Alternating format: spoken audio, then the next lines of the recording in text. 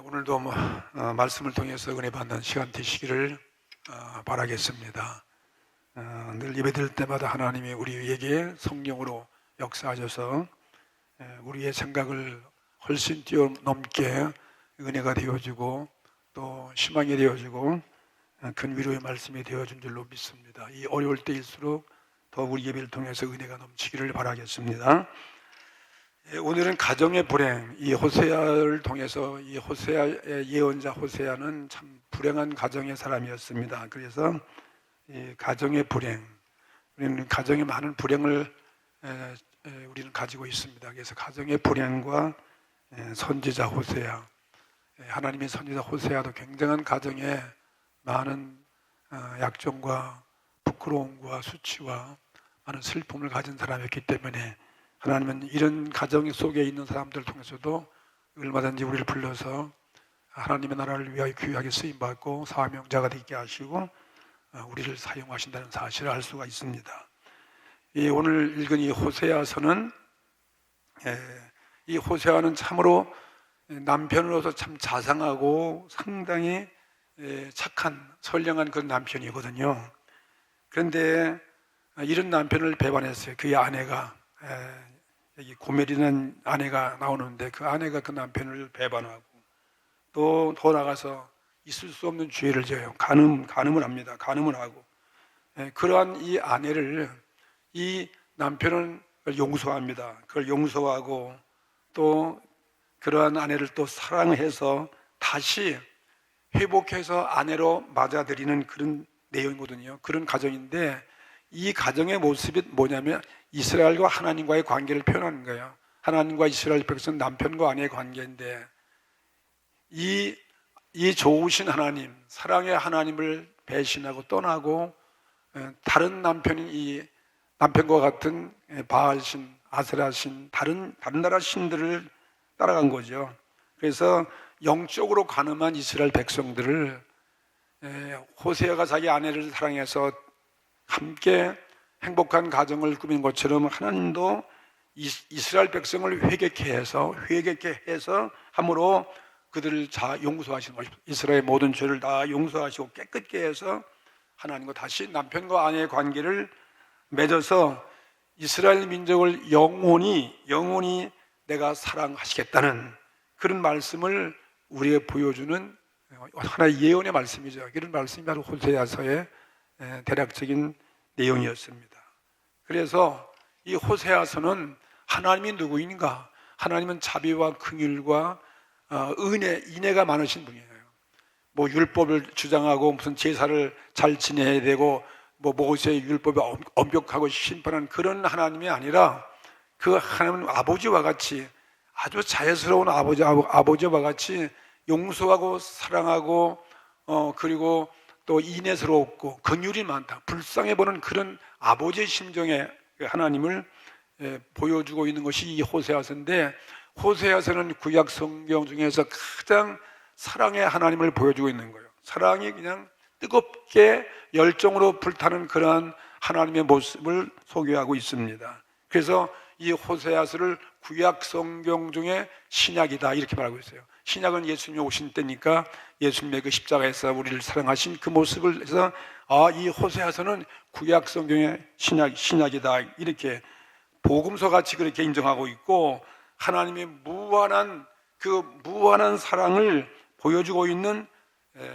마치 사랑의 편지다, 사랑하는 애인에게 주는 편지와 같은 사랑의 편지라고 그렇게 묘사하고 있습니다. 특히 예수님께서도 마태복음에 보면 군데군데 예수님은 율법이나 제사나 내가 그걸 원치 아니하고 나는 인애와 긍휼과 자비와 용서를 원한다, 그런 말씀 많이 하셨고, 이 호세아서에 나타난 그 말씀을 예수님이 직접 인용하고 또 사용하신 것을 보니까 예수님도 호세아 같은 그런 마음을 가지고 이 호세아서를 많이 애독하지 아니했는가, 애송하는 그런 말씀을 이용했기 때문에, 그래서 호세아 6장 6절에 보면은 나는 인애를 원하고, 이게 하나님께서 하신 말씀이거든요. 나는 인애를 원하고 제사를 원치 아니하노라. 사람들은 제사에 열심히 합니다. 열심히 모이고 제사를 지내고 짐승을 잡고 그런 예식과 형식은 열심인데 인애와 용서와 사랑이 없다는 거야. 근데 하나님은 그런 제사 그런 거 뭐 그거 원치 아니하고 나는 인애를 원한다는 거죠. 인애를 원하시는 하나님 믿으시기 바랍니다.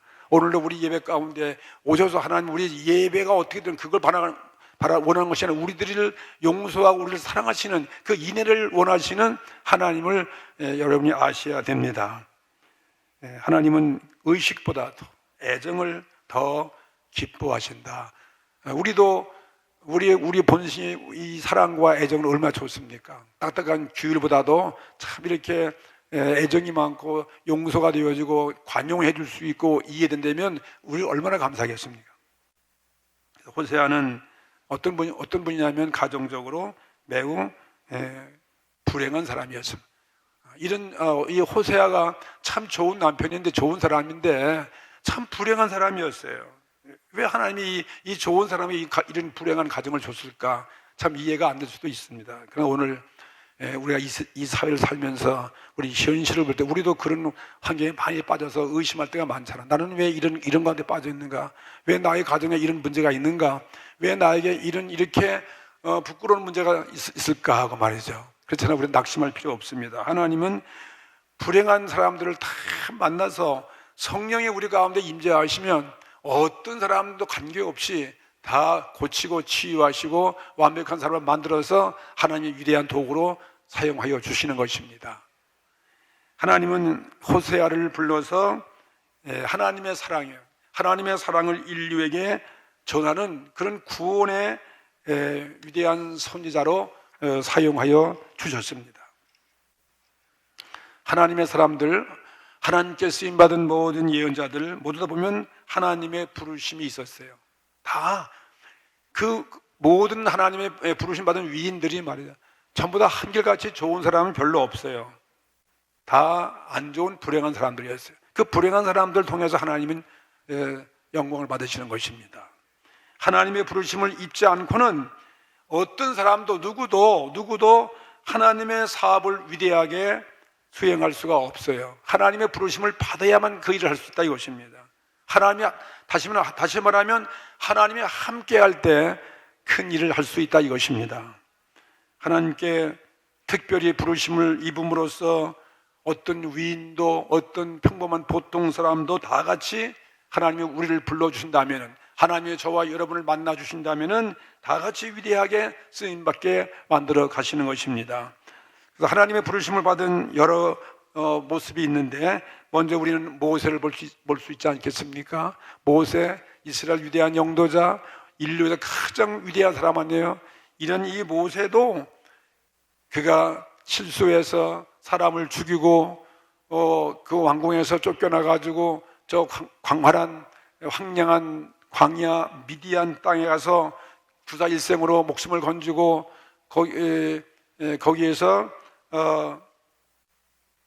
이드로라는 사람을 만나서 그 집에 양을 키우고 있는 아주 인생으로서 이제는 희망이 없는, 나이도 먹고 알아주지도 아니하고 40년 동안 그 양이나 치고 게다가 그냥 무명으로 죽을 수밖에 없는 이 모세를 미디안 땅에서 하나님이 그를 잊으시지 않으셨습니다. 하나님이 그를 기억하시는 것입니다. 하나님이 그의 사정을 아시는 것입니다. 그래서 떨기나무 가운데 하나님이 임재하셔서 떨기나무, 그 불꽃 없는 떨기나무 불꽃 가운데서 여호와가 나타나가지고 불러주시는 거예요. 이 떨기나무가 불이 붙었는데 타지 않는 거죠.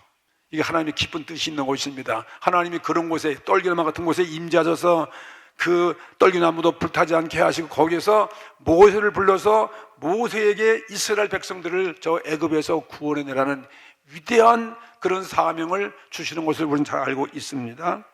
그 다음에 또 이사야라는 그 위대한 예언자는 이 우시야 왕이 죽었잖아요. 유대 왕 우시야 왕은 굉장히 위대한 왕이고 나라를 부강케 하고 온 백성에게 희망이 되었던 우시야 왕이 갑자기 죽었을 때 나라의 운명이 진짜 이게 풍랑 직전에 있는 것처럼 말이죠.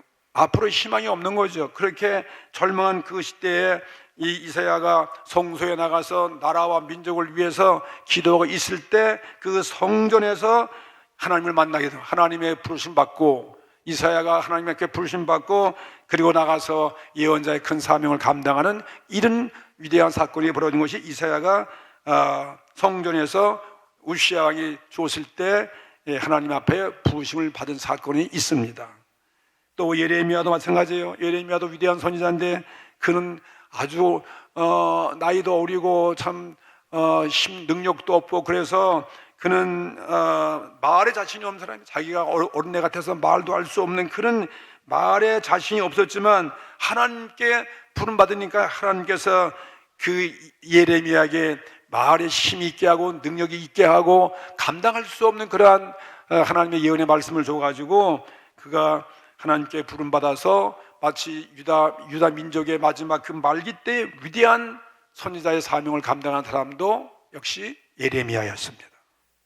그리고 오늘 본문에 나오는 이 호세아도 그런 사람과 또 같다 이렇게 볼 수 있는 거죠. 참으로 모두 다 불행한 사람들이에요. 참으로 인간적으로 나약하고 아무것도 할 수 없는 그런 환경 속에 있을 때 하나님 앞에 부름받으면 다 위대하게 쓰임받는 것을 믿으시기 바랍니다. 이 호세아에게도 하나님의 부르심을 입는 그 모습이 오늘 읽은 호세아 1장에 나오는 말씀이었습니다. 호세아의 부르심은 아주 이건 특별한 경우예요. 아주 이상스러운 기이한 형태 가운데서 하나님이 이 호세아를 부르시게 되었습니다. 호세아는 아주 불우한 가정 속에서 하나님을 만난 것이고 그 불우한 환경 속에서 하나님의 위대한 나라를 구하는 위대한 사명자가 되게 해주셨어요. 여기 하나님은 호세아에게 뭐라 했습니까? 1장 2절 말씀 보게 되니까 이런 말씀이 있어요.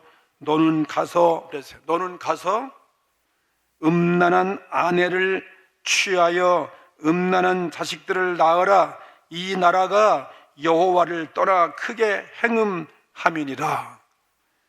나라가 이렇게 하나님을 떠나서 온통 우상을 섬겨서 마치 아내가 남편 떠난 것처럼 행음한 것 같은 이런 용서받을 수 없는 죄 가운데 빠졌다는 거예요.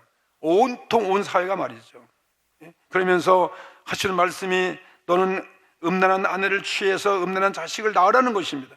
그리고 3절 말씀 보니까 그러니까 이 호세아가 어떻게 했어요? 순종해서 저가 가서 디볼라임의 딸 고멜을 취하였다. 고멜과 장가드는 거죠. 고멜을 취하였더니 저가 잉태하여 아들을 낳으매. 이런 말씀이 시작되는 거예요. 여러분 이 첫 절부터 이 말씀 보십시오. 얼마나 이게 부끄러운 모습의 가정을 볼 수 있지 않겠습니까? 음란한 아내가 무엇이겠습니까? 이건 정숙한 여인이 아니잖아요. 부정한 여자이고 부정한 여인이고 이건 정도를 무시하는 그러한 여인일 것입니다. 오늘날 말하면 창기와 같은 그런 이름이 바로 음란한 여인이죠. 근데 여호와 하나님께서 과연 하나님의 예언자를 삼을 이 호세아에게 그런 여인을 가정으로 아내로 맞아들여서 그래서 가정을 꾸미라 그렇게 하셨겠습니까? 하나님은 모든 예언자들은 본이 되어야 되고 가정도 본이 되어야 되고 훌륭해야 되고 깨끗하게 정결하게 그렇게 되어 있는데 왜 하나님이 그렇게 부정한 가정을 만들려고 그렇게 하였겠습니까? 오늘 이 말씀에 우리가 참 이게 의심 가는 거예요. 근데 우리가 오늘 이 말씀을 이렇게 생각할 수 있어요. 이 사실은 이 호세아는 자기도 모르게 자신도 모르게 어떻게 결혼해 보니까 그 아내가 그런 음란한 아내였어요. 음부 같은 아내를 자기 자신도 모르게 아내로 맞이하고 뒤에서 보니까 나중에 보니까 내가 모르게 이런 아내를 만난 것도 이게 내 뜻이 아니라 이게 하나님의 뜻이로구나. 하나님의 뜻에 의해서 된 것이로구나. 그렇게 하나님의 계획에 의해서 된 걸로 알고 그걸 받아들이고 인정하라고 그렇게 생각하실 수 있는 것입니다.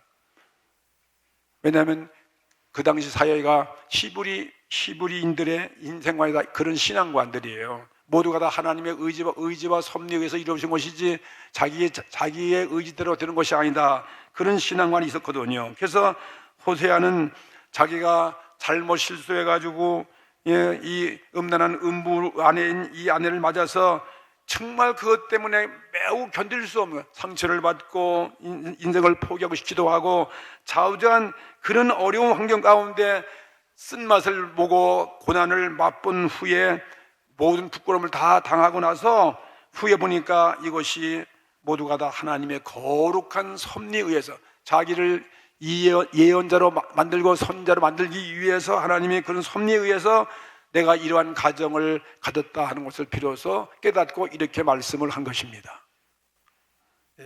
호세아에게 임한 가정의 불행은 보통 이만저만한 그런 보통의 것이 아니죠. 그래서 그의 아내가 여기 보니까 본문에 보니까 얼마나 가정이 불행했던지 세 자녀를 낳았어요. 3남매를 낳았습니다. 세 자녀를 낳았지만은 그게 누구의 아들인지 모르는 거예요. 부정한 아내니까요. 진짜 누구의 아들인지 그걸 몰라요.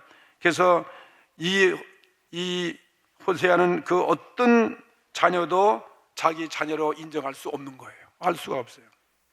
그만큼 부정한 아내였기 때문에. 그래서 그들 각자에게 이름을 지어주는데 그 이름이 너무나 부끄러운 이름들이에요. 축복받는 이름이나 저주받는 이름을 줘뒀다는 거죠.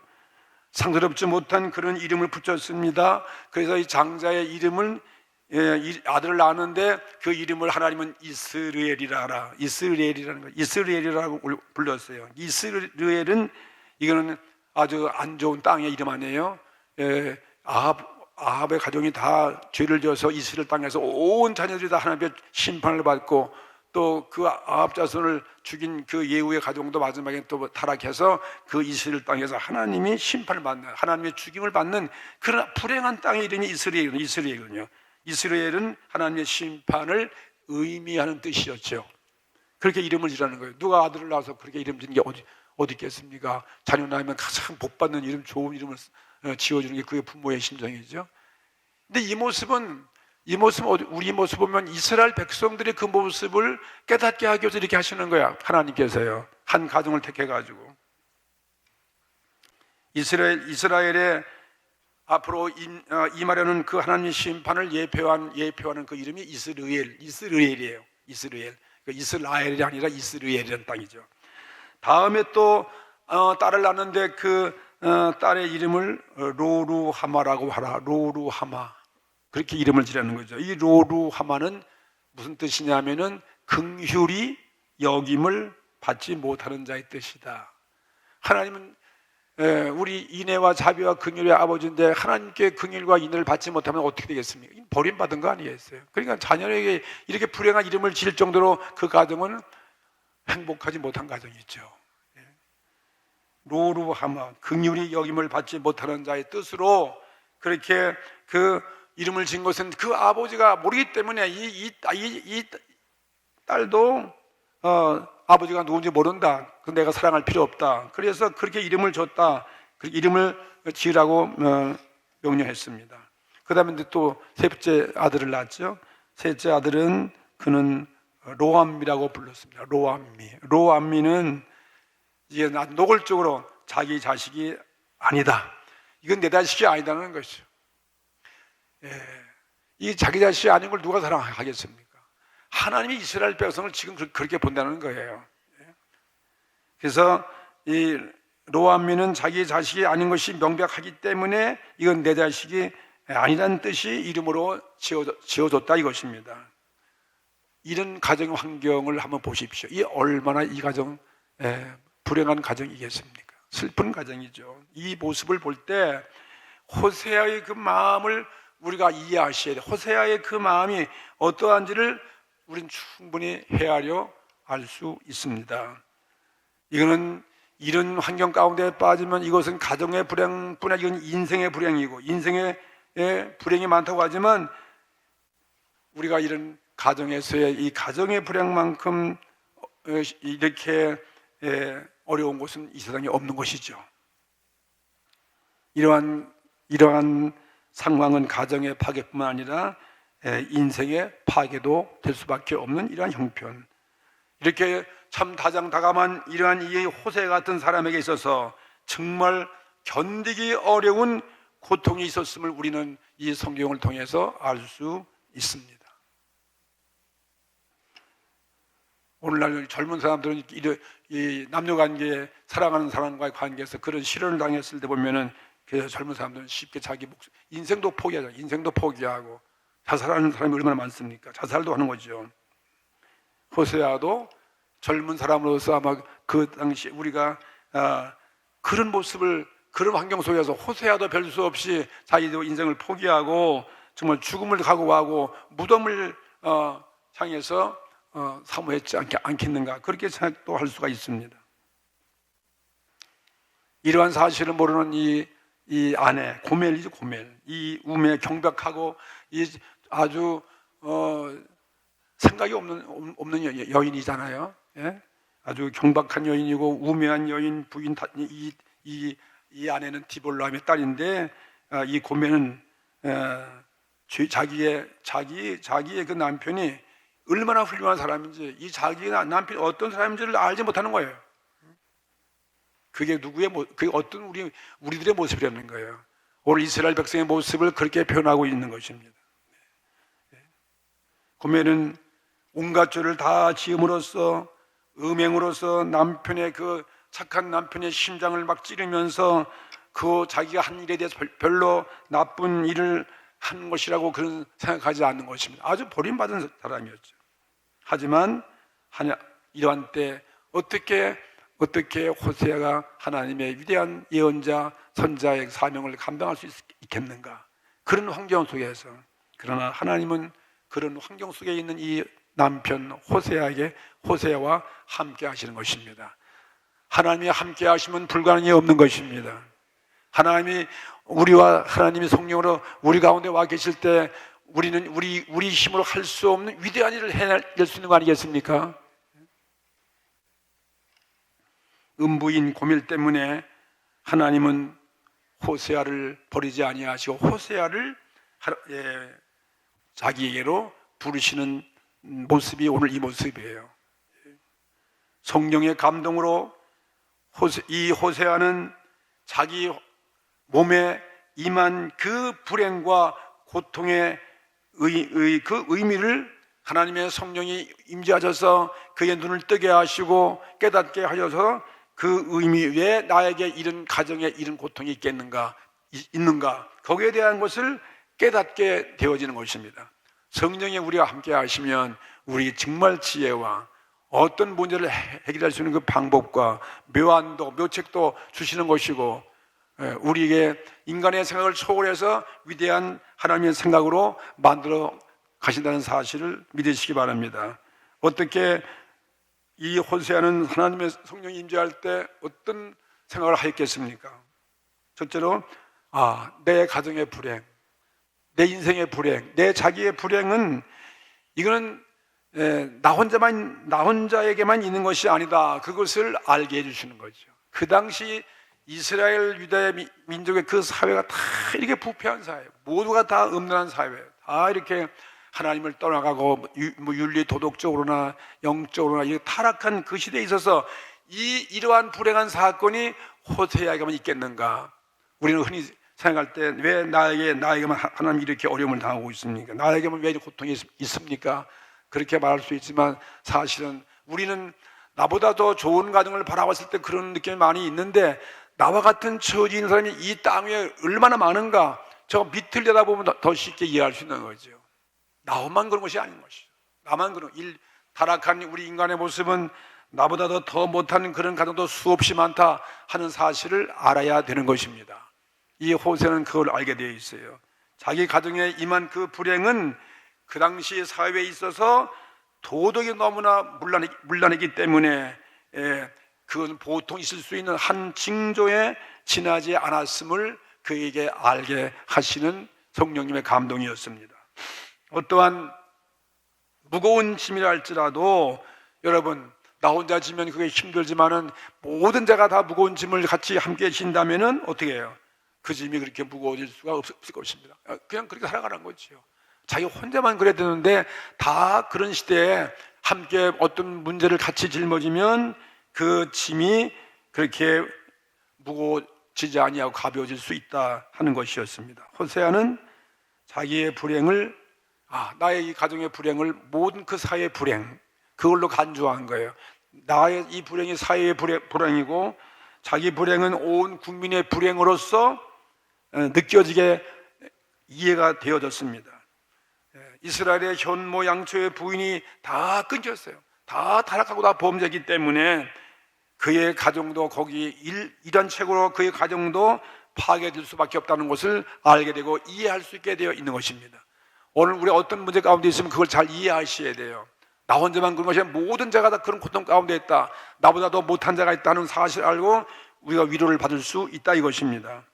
그래서 이 호세는 자기 불행을 자기만 있는 것이라고 탄식하기에 앞서서 먼저 온 사회, 이 나라의 불행에 대한 탄식을 하게 되었다 이것입니다. 호세가 그런 마음을 갖게 되면 하나님의 마음을 이해하는 것이죠. 하나님을 얼마나 탄식하고 있을까. 자기는 한 가정 때문에 그렇지만 이 하나님의 온 백성이 타락했으면 하나님의 마음은 얼마나 아플까. 그런 마음으로 바꿔진 것이죠. 그래서 나라를 생각하고 나라를 염려하는 그런 사람들은 애국자가 되어지는 것입니다. 자기만 생각하지 아니하고 자기 가정의 불행만 생각하지 아니하고 그건 개의치 아니하고 한 나라의 운명과 나라에 대한 그런 어려움을 생각하는 사람은 그래서 몸을 버리고 헌신하고 위대한 애국자가 되어지는 거 아니겠습니까? 모든 보세요. 이 애국 열사들은 다 그런 동기가 있기 때문에 자기 일신을 개의치 않습니다. 자기 자신은 아무리 불행해도 그걸 다 개의치 아니하고 위대한 나라를 위해서 애국자가 되고 일생을 살아가는 것을 볼 수 있습니다. 사회 도덕의 문란의 원인은 그릇된 그 당시 신앙에서부터 오는 모습이었습니다. 그래서 그 당시에 그 음란한 문화가 뒤덮고 있는 그 국가 사회는 윤리 도덕적으로 기대할 수 없는 그런 사회가 됐기 때문에 그래서 이 호세는 자기 가정의 불행을 극복할 수 있고 하나님의 성령께 붙잡혀서 하나님의 예언의 말씀을 위해서 그 일생을 바치려 하고 거기서 분연히 일어나고 절망하지 아니했던 것이었습니다. 우리도 내 가정의 어려움, 내 일신의 어려움에 대해서 좌절 낙심하지 말고 말이에요. 하나님의 성령에 잡히면 그것에 대해서 이해가 되어지고 그 환경을 바라보면서 하나님의 뜻을 위해서 헌신할 수 있고 얼마든지 사용할 수 있다 하는 것을 보여주는 장면입니다. 호세아의 가정에 이런 비참한 일이 있었으면 그 당시에 이스라엘 참된 신앙이 없어졌어요. 그 사회가 그만큼 타락한 사회죠. 우상 섬기고 하나님을 떠나고 뭐죠. 하나님이 그래 나라가 망하고 나라가 잡혀가고 말이죠. 비참한 그런 모습을 보게 되지 않습니까? 그런 신앙이 끊겼기 때문에 성령께서 그게 임재하셔서 그걸 불러가지고 그걸 깨닫게 하고 오히려 그 어려운 환경을 디디고 분발하는 그 분발의 각오를 호세아에게 하도록 성령께서 만들어 주셨습니다. 나만의 불행이 아니다. 모든 자가 함께 불행을 당한다 하면서 넉넉히 이 어려움을 극복해 나갈 수 있다 하는 것을 보여주는 장면입니다. 두 번째는 이 호세아는 두 번째로 하나님의 마음을 깨달아 알게 되었습니다. 하나님의 마음을 알아야 돼요. 우리 인간의 마음, 내 아픔은 바로 하나님 마음. 아까도 노래 우리 찬양 들을 때 내가 연약할 때 하나님 내 연약을 아시고 나의 무슨 약점을 아시고 하나님 나를 위해 기도해 주신다. 이 아름다운 찬양처럼 말이죠. 우리의 사정과 우리의 마음을 하나님이 알아주신다 이것입니다. 그럼 큰 위로가 되어지는 거죠.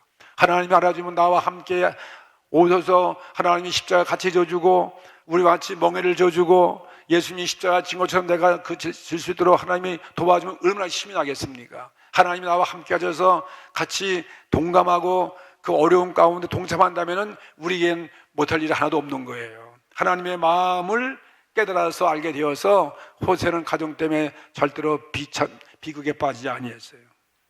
호세아는 그 쓰라진 자신의 아픈 경험에 의해서 그 간음의 죄가 얼마나 무서운 죄라는 거, 이스라엘 백성이 하나님을 떠나서 이방신을 섬기는 거, 우상을 섬기는 거, 이거 얼마나 무서운, 이건 더 용서받을 수 없는 그러한 죄라는 것을 깨닫게 되었습니다. 자기 가정에 그건 아무것도 아니라는 거죠. 더 나아가서 아내가 남편을 배반하는 그 마음은 다시 말하면 이스라엘 백성이 하나님께 거역하는 그 마음과 같다는 것을 깨닫게 된 것입니다. 그러할 때 그런 어려움을 이해해 줄 수 있고 그걸 견딜 수가 있고 참아낼 수가 있는 것입니다.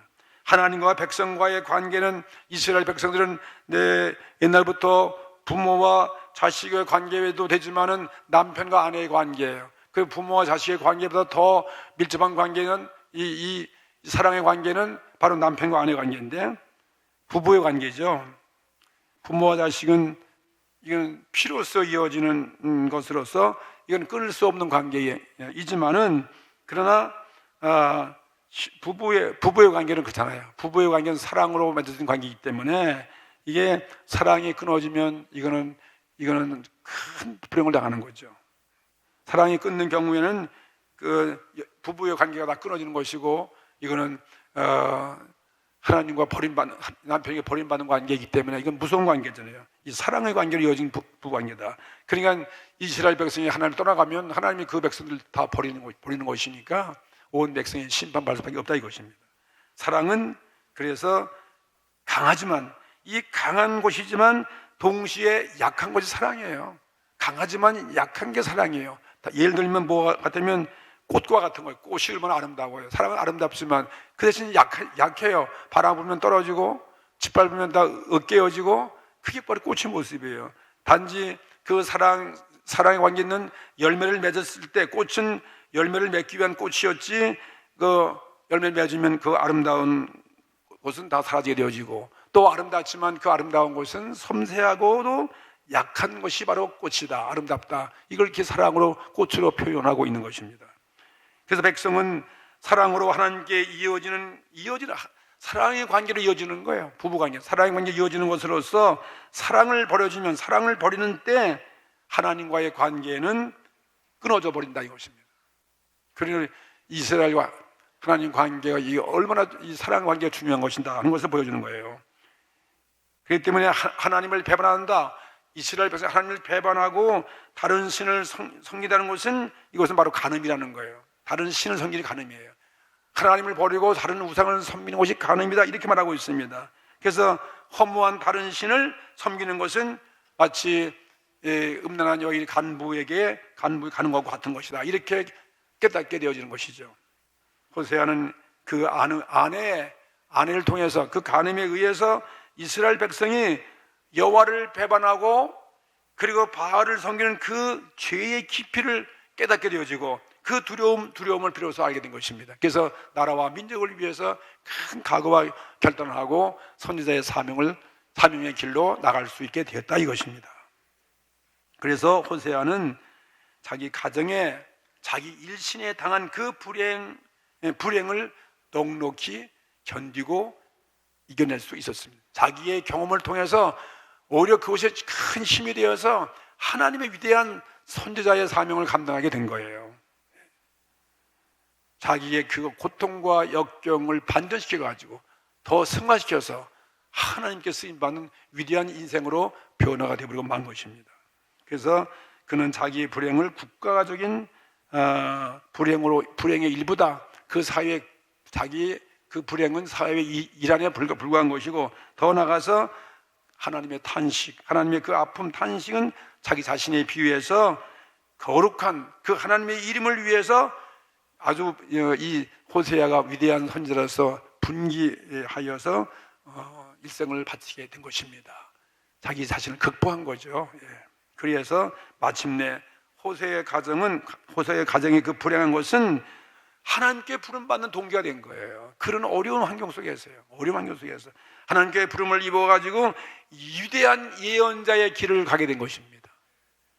우리 큰 교훈의 아침, 오늘 이 말씀이죠. 그리고 우리는 호세아의 그 가정의 불행 같은 경우가 오늘 우리에게도 있다 이것입니다. 우리 개인에게도 있고 우리 가정에도 있습니다.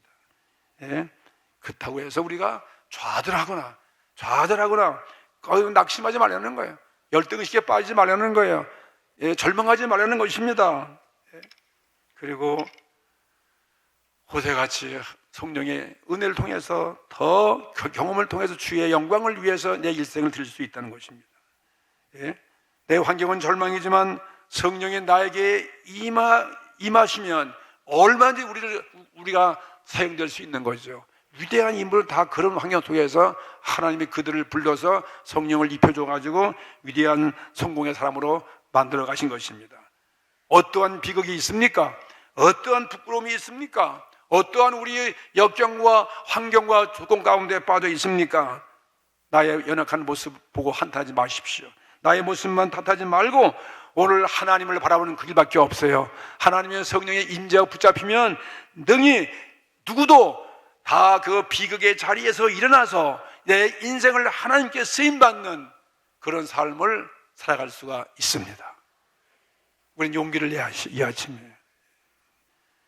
다 이거 하나님께서 나를 버리지 아니하, 하나님과 나와의 관계는 남편과 아내의 관계다, 이런 모습을 신부와 신랑의 관계처럼 예수님 말씀하신 것처럼 말이죠. 오늘 하나님과의 우리 어떤 관계인 것입니까?